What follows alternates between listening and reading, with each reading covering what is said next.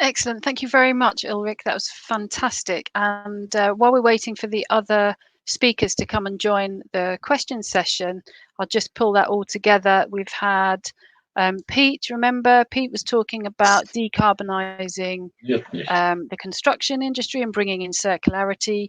We had Horst, who was talking very much about LCAs and EPDs. And then just now we've had Ulrich. So I'm going to keep an eye on the questions in the event, and hopefully I can read them out to you. But in the meantime, if you have any that you want to start off answering, then put your hand up and off you go.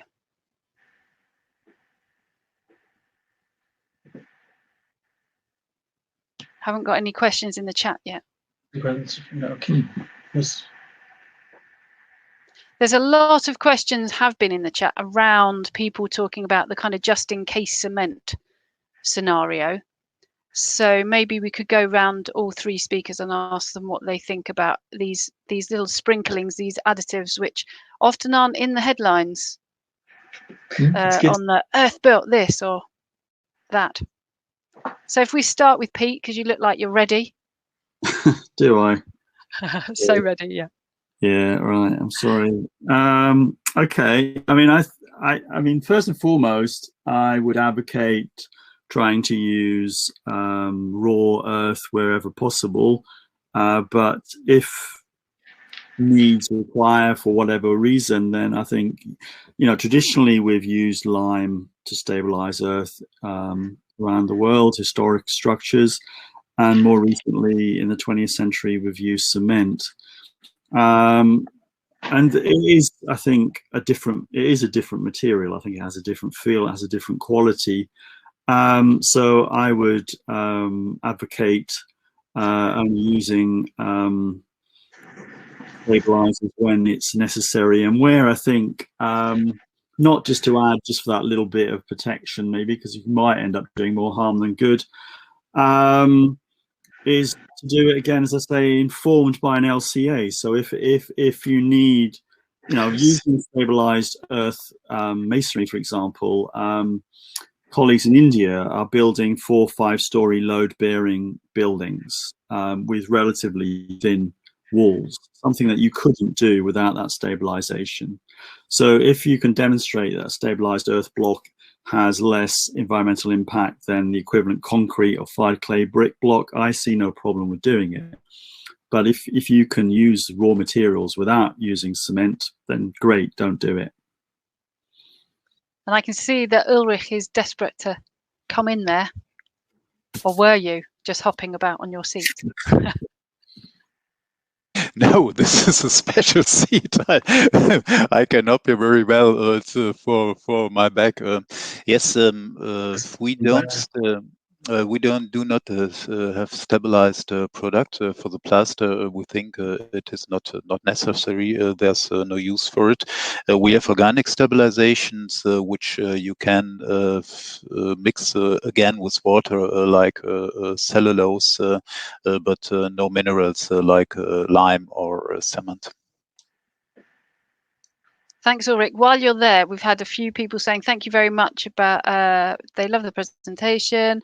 They'd have loved to use the clay boards, Sally says, for renovation. It was really hard to get hold of them and really expensive in the UK at the time.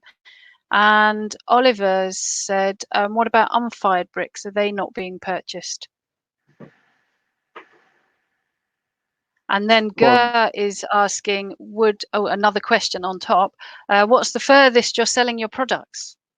First, for the unfired bricks, we have unfired bricks for timber frame restoration, for example, with wood and straw within, and this is a most important product. The unfired brick are mostly used for dry building techniques. They are put in the wall to give thermal mass for the heat in the summer. But for the other unfired bricks, for load carrying sharing building. There's a very big movement in the moment. It will be not long time that we will have new standards for this, and I'm very excited if this market will move. In the former years, it did not. And the other question, sorry, I did not catch it. Caught it. What's the furthest it says, what's the furthest he's bringing raw materials into production and the furthest you're selling out to? The way from the raw material into the production, the sand, it's about 20 kilometers, the clay maybe 35, the straw is just 500 meters, the next farmer. So the ways are very short. We sell it around in Germany and in Belgium, Netherlands, but mostly for sure, yes, these three countries are the important ones. We have some customers around the world, but this is not so important. Thanks. Did anyone have any questions for excuse Stefan? me, we have. Sorry. Yeah. Carry on. Carry on, Ulrich. We have three productions over Germany. I forgot to say it's not only one place. We are very far in the west, only a few kilometers from the Dutch border, and we have two other productions. And when we started on the building site with the material. This was our dream, and we never thought about this to produce this on one place and sell it all over Germany or West Europe. So we try to what's the word? To go into the region. Yes, to go into the region as soon as it is possible. Okay, I think that's answered quite a few questions. There's a lot of questions, understandably, on the more practical products because it's less heavy to get into, I would think, than the others. But and I've been asking for questions for Stefan. I haven't got any yet, but I did have one, so I'm just going to have to read my notes again and find one. But in the meantime, Herbert had something. He said, for straw bale building, we usually use plaster directly onto straw. This isn't possible with clay boards. But if you build a passive house with OSB boards, say, clay boards are a perfect option, and especially on the ceiling. No DIY. Earth plasterer can plaster a ceiling. True. That's right. If on straw bales, I would always use the plaster directly. I would use always use the plaster wet directly, if it is possible at all. The dry building materials are just, as the word say, only if you need to have it dry. Thank you. So I've got one question for Stefan, and then there's one come up for Pete. For Stefan, the voluntary codes that you were mentioning, how would you see a perfect future? Would that be if they were mandatory and if they were like a bit like the EU energy ratings on your fridge? This is not Stefan, this is Horst. Sorry, Horst. We have a constantly technical problem because we cannot see us at our. Maybe you have some opportunity to click on the. It's not allowed for us to open the camera. We cannot open the camera. We have a technical problem. We only see the beautiful faces of everyone. Yes, of the other, and SG we only can see. Okay, your question. I said that EPDs, if I really understood the question, is that EPDs are voluntary documents of producers of clay building products as plasters, for instance, or for earth blocks. And this is the difference to the national product standards like DIN or like another norm which is issued by the national standards organizations. And this may be, if I really have understood your question, if this is voluntary or we have to do this or understand this as a law. This is the difference between these documents.